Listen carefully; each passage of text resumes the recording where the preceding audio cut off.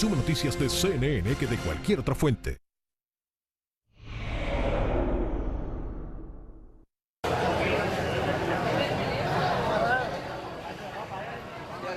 Si usted nos ve fuera de Estados Unidos y está pendiente de lo que diga la Corte Suprema, pues le cuento que no ha cambiado nada. Todavía está en vigor el programa de permanecer en México, todavía está en vigor el programa de título 42, es decir, que siguen devolviendo a quien detecten entrando a Estados Unidos, aun quienes vienen a pedir asilo por la frontera. Vamos a analizar el impacto de este y otros fallos. Nos vamos a Nueva York, desde allí nos acompaña Robert Valencia, es analista. Robert, primero, reacción a esta decisión en la que por 5-4 la Corte dice que el gobierno sí puede derogar el permanecer en México. Bueno, primero que todo, muchísimas gracias por la invitación. Bueno, mis primeras impresiones son las siguientes. Yo creo que dentro de esta andanada de decisiones y de fallos de corte ultraconservador, por lo menos hay un respiro en el sentido de las políticas a las cuales aspira Biden. El hecho de que la Corte Suprema se haya hecho del lado de las políticas promigratorias de Biden es un respiro, no solamente para él en el plano político, sino también para muchas personas que aguardan con anhelo poder entregar o demostrar la necesidad de asilarse en Estados Unidos. Obviamente, me parece que es un paso en la dirección correcta y ya más adelante podríamos discutir los desafíos que igual van a enfrentar los inmigrantes precisamente para demostrar que tienen la necesidad de quedarse en Estados Unidos y de no ser devueltos a sus países de origen. Y tener en cuenta, lo repito, no ha cambiado, el programa sigue en pie título 42, esperemos a ver cuándo se da el anuncio, pero ya la Corte le dijo a las Cortes menores, el gobierno lo puede hacer, tienen que revisar esa decisión. Otro fallo hoy, el segundo, el último día de presentación de fallos, tiene que ver con la Agencia de Protección del Medio Ambiente. Y aquí se reduce la autoridad de los expertos sobre cómo regular la emisión de carbono en las plantas generadoras de electricidad. Pero entiendo, Robert, que el impacto de esta decisión es aún mayor. Sí. Fíjate tú, Juan Carlos, mira la importancia de cómo los temas que aunque han sido tratados de manera separada, una tiene relación con la otra.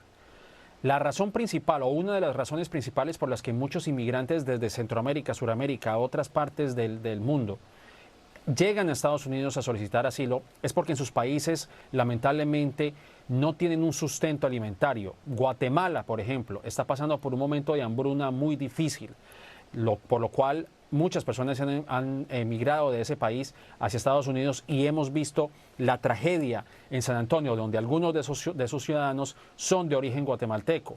La crisis climática ha empujado a muchas personas a buscar un mejor futuro en otros países, obviamente Estados Unidos siendo ese mismo. La decisión de la Corte Suprema en reducir o en debilitar la autoridad de la EPA o de la Agencia de Protección Ambiental en el control de emisiones de dióxido de carbono precisamente impide que la administración Biden se embarque en este deber de mitigar un poco los efectos del cambio climático. Obviamente, pues esto es de preocupación no solamente para Estados Unidos, para las personas que viven aquí en este país, sino también para los intereses globales de reducir los efectos del gas invernadero. Es decir, yo creo que ahí hay una conexión la una de la otra, porque si el planeta no es habitable y donde sigue incrementándose el problema de las sequías, la inseguridad alimentaria, los veranos más extensos, es decir, los incendios forestales, etcétera, pues eso yo creo que también va a llevar a que otras personas en otras partes del mundo sigan llegando a Estados Unidos en busca de un asilo y de demostrar necesidades económicas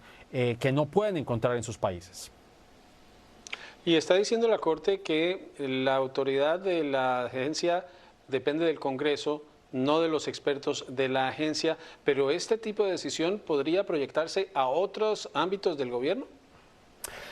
Esa es una pregunta muy interesante porque precisamente la decisión que tomó la Corte Suprema fue basada en lo que ellos llaman o denominan la doctrina de las preguntas importantes. Es una doctrina que no está establecida en la ley de ninguna manera, simplemente fue un procedimiento que adoptaron los jueces de la Corte Suprema, principalmente los de corte conservador. ¿Qué quiere decir esto? Que entonces cualquier decisión que se pueda tomar desde el aspecto político o económico sin contar el interés o el bienestar de sus ciudadanos pues esto puede abrir las compuertas para que hayan más desregulaciones en el aspecto ambiental.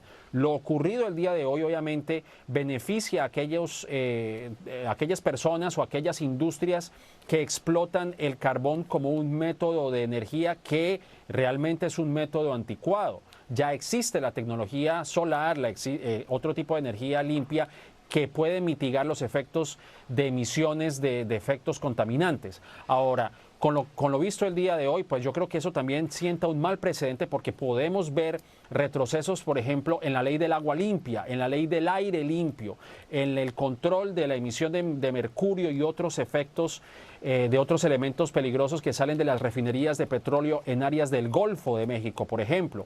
Lo visto en California también. Y lo peor de todo, Juan Carlos, es que las personas sobrecargadas de esta injusticia ambiental son los hispanos en Estados Unidos, son las comunidades negras, por ejemplo, en Luisiana, en Texas, en Mississippi.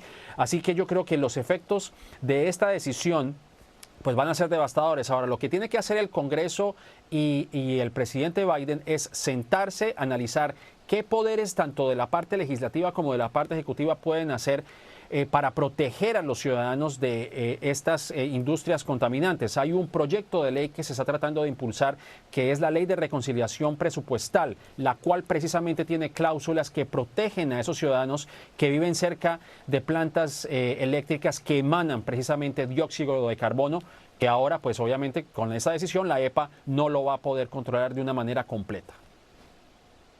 Y hay que destacar, por ejemplo, hoy la Corte Suprema rechazó estudiar una demanda de Nueva York con el mandato de vacunación para funcionarios de la salud pública. Unos médicos y enfermeras habían demandado por razones religiosas. La Corte Suprema decidió no tomar el caso, pero el juez Thomas en su disenso dijo que debía estudiarse porque habían sido utilizadas células de fetos abortados en el desarrollo de las vacunas. Eso no es cierto, es una teoría conspirativa que circula y que está divulgando y está propagando un magistrado de la Corte Suprema de Justicia. Muchas gracias, Robert. Robert Valencia es analista, nos acompaña desde Nueva York. Nosotros nos vamos a la pausa. Cuando regresemos, lo que se